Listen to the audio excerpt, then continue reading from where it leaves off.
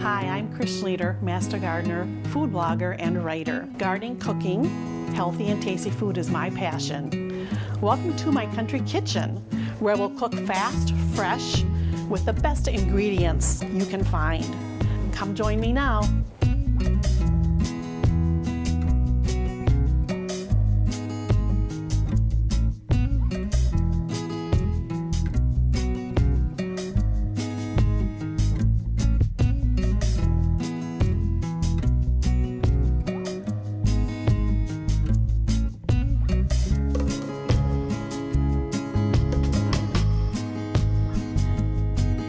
It's all about sun-dried tomatoes today. We're going to take a look at some really interesting and unique dishes about sun-dried tomatoes.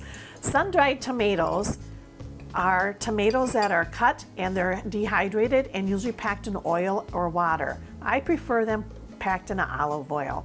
You can dehydrate these on your own. It does take quite a while to do it, but you can do it if you want to. There's recipes on how to dehydrate your own tomatoes online.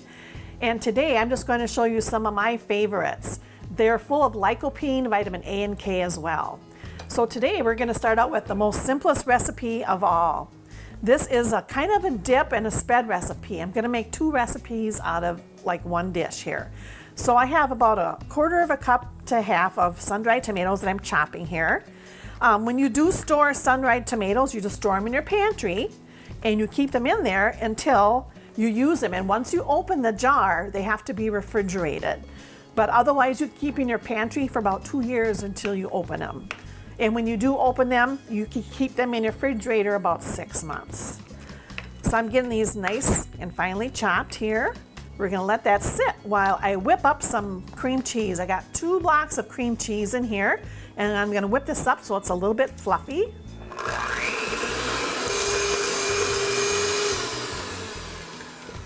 So now I'll show you, it's just like a little bit of more fluffiness to it. So to this, I'm going to add the sun-dried tomatoes.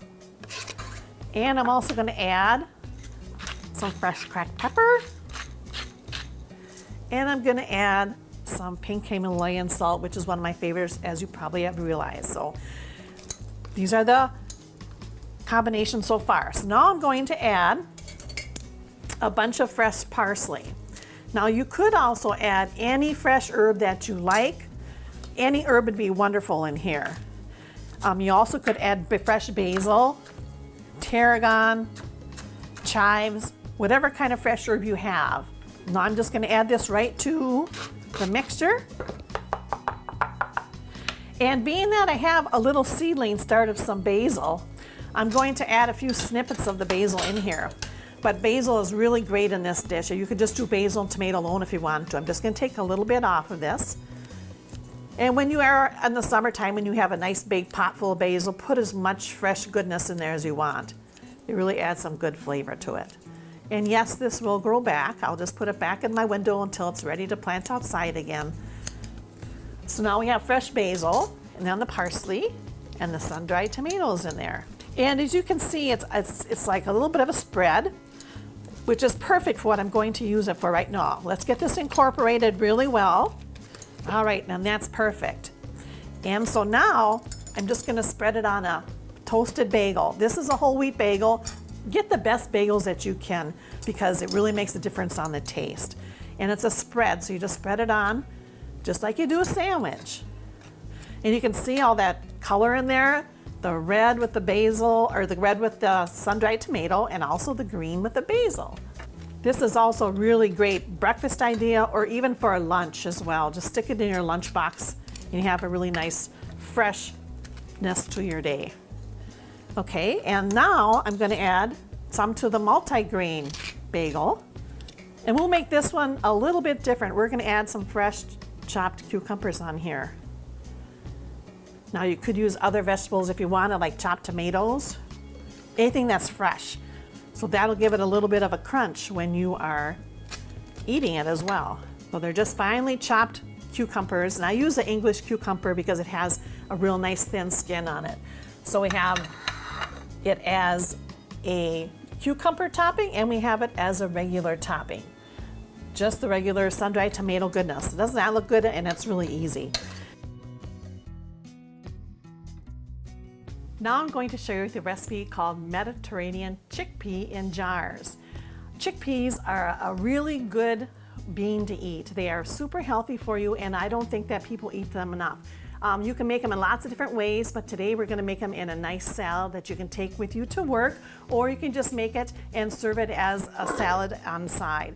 So I have 1 can of chickpeas that I drained and I rinsed here, and all I need to do now is add the rest of the ingredients. I'm adding some fresh cherry tomatoes. You could use other tomatoes if you wanted to, but cherry tomatoes are really kind of cute, and you can, I have them halved, but you could also quarter them, but halving makes them kind of funner to eat, I think. And then you need some red onion. 1 small red onion is about right.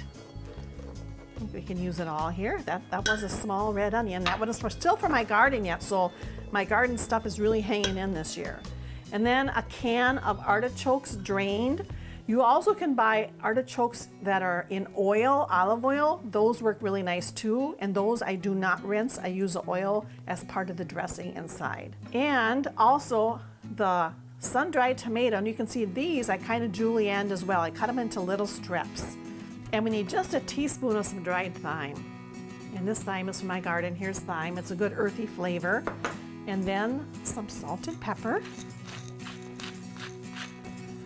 The salt and the pepper. And now I just need to add a dressing, and I'm going to use a simple olive oil and lemon dressing. Here's the lemon juice I'm going to use. I pre-squeeze that so it's all ready to go. And you can see it's really mixed really good together here. So now all I need to do is add some parsley. Fresh parsley is great in salads, and especially with chickpeas, it really tastes really good. Add a little bit more. And I'm going to add some fresh green onions too. So here's some fresh green onions that are cut up. And when you look at this, I take a spoonful again and look at it. I can see that there's some pepper in there, but I'm gonna add a little bit more pepper because I wanna see some of those pepper flakes in the actual spoon that I'm making. So, and now all we have to do is put these in jars. You can use mason jars, they work the best. You can use pints, a jam jar, and a small jam jar. It all depends on what size of salad you want to take with you. It's great for putting in the refrigerator. You just put a bunch of these in the fridge and you can grab them anytime you need something for a lunch or a snack. Kids can just pull them out of the refrigerator and eat them right as they are. So you can see I just fill them up till they're about full. It's really a good way to take this to like any event. Like if you had a picnic, you could just put them in, or fishing, put them in your little cooler, and you have a little snack to eat that's healthy for you too. And that one's a little bit full. We'll put a little bit out of there. Then all you need to do is just seal these up with the jar and the lid. Just screw them on so they're nice and tight. Stick them in the fridge. And there you have it, Mediterranean chickpea salad. If you want the recipes, go to Cooking in the Country with Chris on my Facebook page, or you can go to my website, cjinspirations.wordpress.com. You'll find the recipes and more there.